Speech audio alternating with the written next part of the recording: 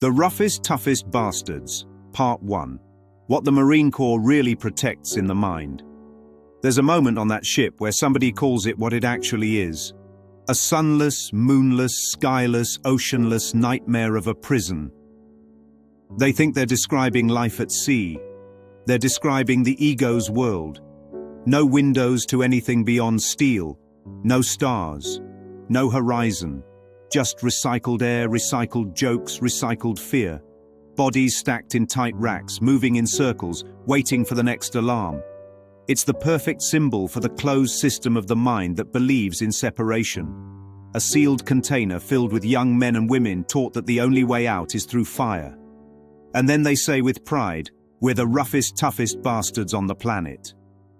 The ego smiles, because that's exactly the identity it needs. Not beloved, not innocent, not changeless, just rough, tough, bastard. An identity built on hardness, danger, and the quiet belief, I was not created by a loving father. I made myself in battle. That's what this episode is really about. Not the Marine Corps as an organization, but the Marine Corps as a temple built to worship the ego's god of sacrifice, enemies, and earning your right to exist. The myth of violence as purpose. From the opening lines, you can feel the myth being poured into the soundtrack. The most badass job you can do. We're the 911 force ready to fight tonight. We do the ugly things. Violence is the only thing that makes life interesting. That's not just military branding. That's a theology. In that theology, the world is dangerous. Peace is naive. True meaning is found in blood and risk. A real man is dangerous and deadly. One of them says almost proudly, "Ever since I was a little kid, violence is positive. Almost everyone deserves a little bit of violence. Everyone, a little bit." The ego never sells full-blown horror up front. It starts with a little justified anger, a little justified payback, a little justified they had it coming. But metaphysically, the instant someone deserves violence, the entire world becomes a justified battlefield. Because now there are deserving and undeserving bodies, and that hierarchy is exactly how guilt keeps the mind in chains. If you're not working towards something, one Marine says, "If you're not working towards something, what are you doing?" You can hear the sincerity in it. He's not lying. He's not evil. He's hungry for meaning. The problem is not that he wants a purpose. The problem is where he's been told purpose lives. In physical exertion, in suffering, in being willing to die, in being willing to kill. The story is always the same. Life is empty unless it has stakes, so let's raise the stakes to life and death. The ego will gladly hand out medals, mottos, and myth, so long as one core belief is never questioned.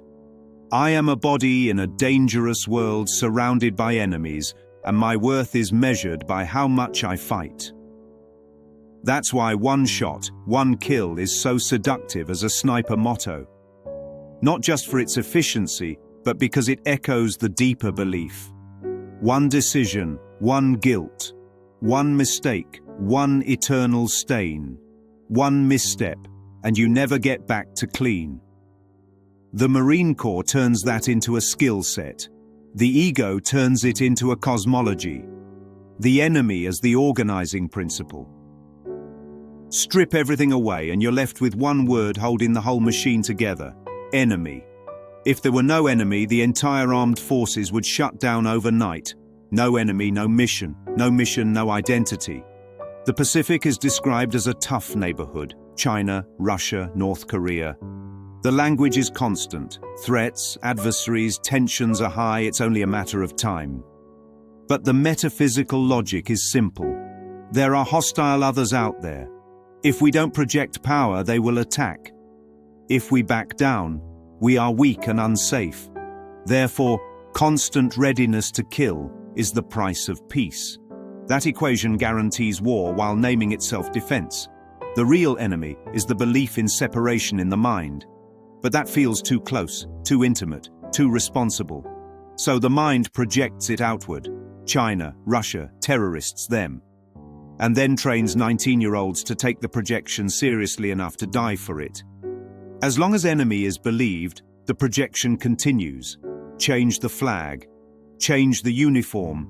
Change the continent. Same movie. Responsibility as weapon. This is my fault.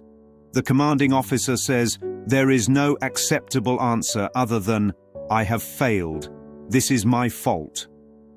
If they don't get certified, if something goes wrong, if the unit isn't ready, if Marines die, there is no mention of a shared script. No mention of a world already written. No mention of the impossibility of controlling outcomes in a dream. Just, I have failed. This is my fault. The ego loves that line. Not because it leads to accountability, but because it locks identity and guilt together in cement. If things go right, I am worthy. If things go wrong, I am guilty. Either way, I remain a separate self responsible for managing the uncontrollable.